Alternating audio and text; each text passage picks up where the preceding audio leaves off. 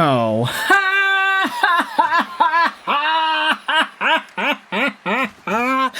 Oh boy, folks. We're at it again. We have once again arrived at the proverbial it. Because today, what I wanted to do was talk about irony. Yeah, folks, you know how we learned about different types of irony in high school English class? Dramatic irony, verbal irony, situational irony. This is kind of situational here, my friends, because today we are going to be talking about the New York Rangers as they head into their second game of the NHL season. Last time, they played off against the Pittsburgh Penguins, wherein Artur Shilovs had himself a shutout, and it was all good in Penstown. Yesterday, we made a video about two former Vancouver Canucks who were on the Rangers squad that got shut out, and how this could be seen as a warning sign for Rangers fans thinking about what the future could hold in store for both JT Miller and Carson Soucy. Of course, JT Miller's the captain of the Rangers, and we spoke in yesterday's video about he didn't really look particularly great. There was one clip that was going viral, and we analyzed this yesterday, but essentially it's a shift in the Ranger zone where JT Miller is totally dogging it out there. He's not skating, he's not moving, he doesn't get involved.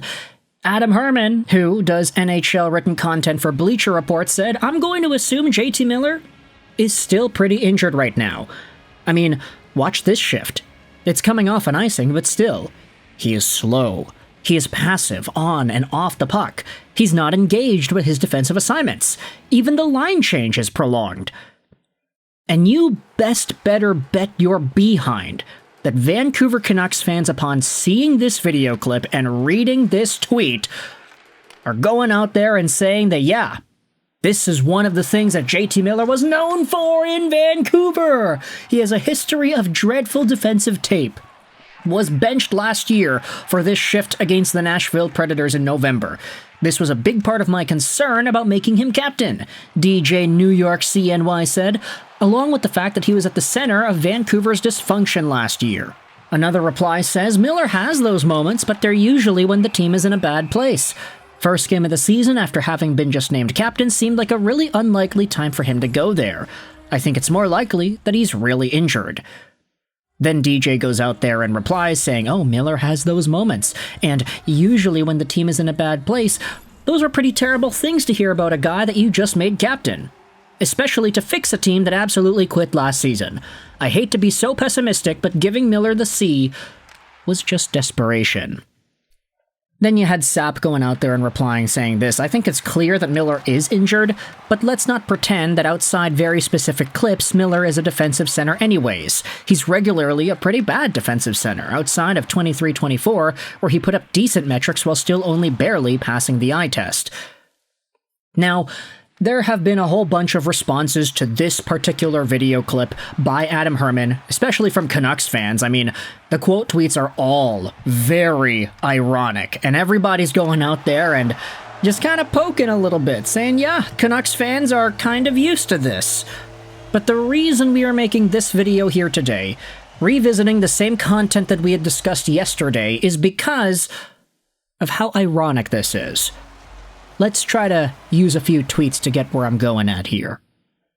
Tatiana replied to this JT Miller lackadaisical clip saying, "Wow, that's terrible that JT Miller is injured. We should all be kind and patient with him as he was with Elias Pettersson when injury affected his own off-season training last year." Then you had this. Here's what Mike Sullivan said yesterday after that game against the Penguins during practice on managing JT Miller, who admitted he didn't feel great last night coming off a lower body injury late at camp. "We're going to have to take it day by day. Obviously, JT missed a fair amount of training camp, as did Panarin. So those two guys are jumping on a moving train, and when you miss that much time, it's not easy to jump back into an NHL game at NHL pace, even from a conditioning standpoint. I think those guys will get better with every game they play. I think they'll get better with timing and reads and all those things. We'll take each day as it comes, and we'll try to manage it accordingly." And a lot of the replies are saying, JT looked like he was playing at Chelsea Piers in a men's league game. JT looked like he could barely move last night. I don't understand why they'd risk him getting hurt worse than just sitting him out the first few games. If JT and Panarin are not conditioned, then why did Panarin lead forwards in ice time and JT Miller play 18+? Look at Colorado. They managed Landeskog. And this is where things start to get ironic. Take a look at this tweet by Coco. I cannot, with how freaking hypocritical this entire situation is. And the top reply says, you mean people that are still unfairly dunking on JT Miller? No, it's the fact that people crapped on Pettersson last year for being injured and not being prepared, and Miller apparently going after the guy over it, to now this year, him being injured and everyone making excuses and giving him empathy over it. And yes, there are some replies that will say, it's been one game. Obviously, if JT is hurt and he's coming back in game 1 of the season for a Rangers team that just didn't really look all too great, I mean, they all kind of stunk it up in that game 1 against Pittsburgh, which is why Artur Shilov's had the shutout. 1 game sample size isn't the be-all and end-all, which is totally fine. Miller can have an amazing game today for the New York Rangers playing off against the... Who is it that they're going to play later today? They've got the Sabres. Okay, yeah, they could totally take on the Sabres, and they can totally do well. And Miller can get himself a freaking hat trick, and this video is going to look ridiculous. But for as it stands right now, after 1 game of NHL regular season action where JT Miller looks like that, the coach is talking about how Miller's banged up and he's got to get back up to speed, to see this happen to this guy at this point, after what happened last year when Elias Pettersson was also hurt coming into the season, now it's like, it's really ironic, man. This is ironic as all hell that the same guy that was dogging on Petey a year ago for these issues is now going through his own stint for a Rangers team that he is the captain of.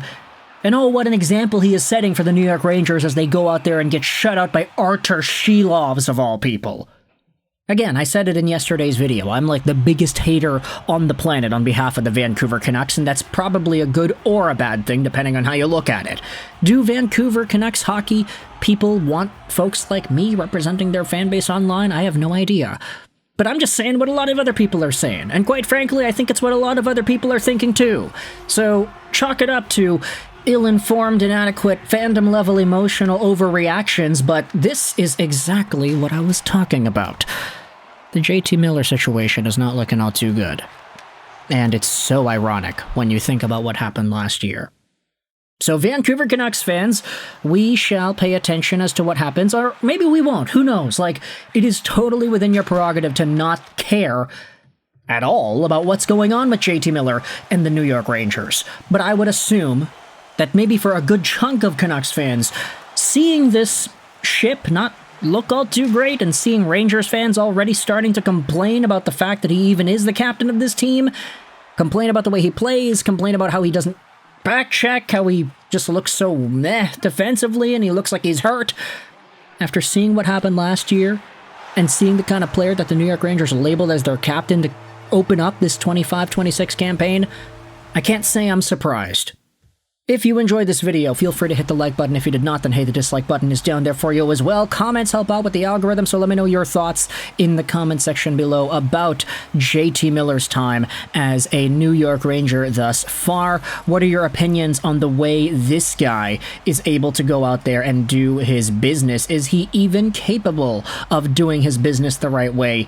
And do you give him leniency because, oh, he's hurt and he wasn't able to get back up to speed in the same way that he probably treated Elias Pettersson as well? Let me know your thoughts in the comment section below. I hope you enjoyed this video. Sign on, and bye.